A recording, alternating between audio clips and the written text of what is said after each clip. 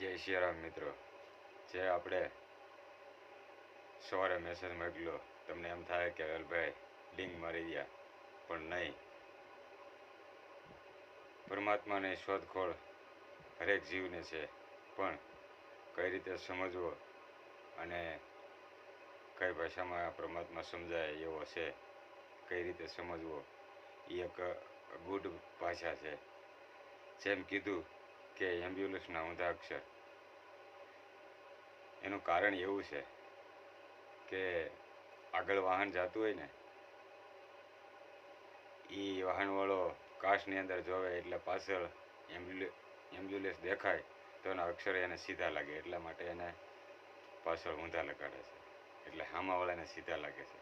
પરમાત્મા પણ વસ્તુ એવી છે, જોવા જાઓ ત્યાં જણાય નહીં, હેરીને જોવો તો સામા, એવું એક મહાપુરુષે કીધું છે.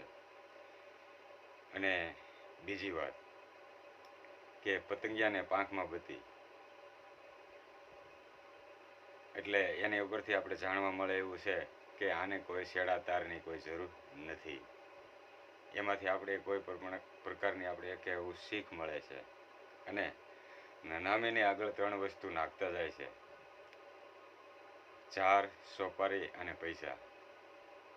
એક મહાપુરુષે એવું કીધું હતું કે મને આ ત્રણ વસ્તુ માથે અતિ પ્રેમ છે, અને આ જગતના જીવ ત્રણ વસ્તુ ઉપર જ જાજો નભાવટ થઈ રહ્યો છે: જમવું, પૈસા અને વ્યસન.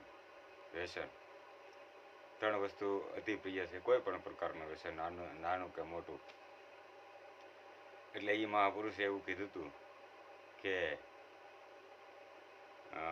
છેલ્લે બીમારી એના શરીર ઉપર વ્યાપી ગઈ, એટલે એને એમ કીધું હતું કે આ મને અતિ પ્રિય આ વસ્તુ હતી, પણ અત્યારે મારાથી ખવાય કે આરોગાય એવી સ્થિતિ મારી રહી નથી.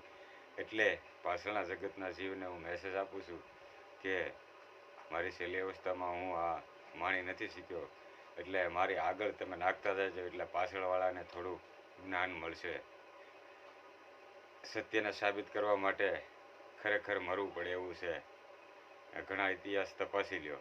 ઘણા લોકો એવું કહે છે કે ઇતિહાસના પાનામાં કશું કાંઈ છે નહીં, પણ ઇતિહાસના પાનાને વાંચીને વાગળવા જેવી વસ્તુ છે. ઇતિહાસના પાનામાંથી જ મળે છે.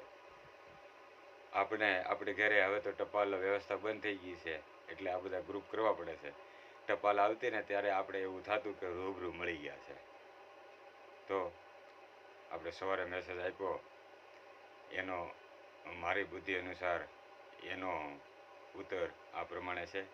તો ગ્રુપના સૌ મેમ્બરને મારા જય સિયારામ, જય સિયારામ.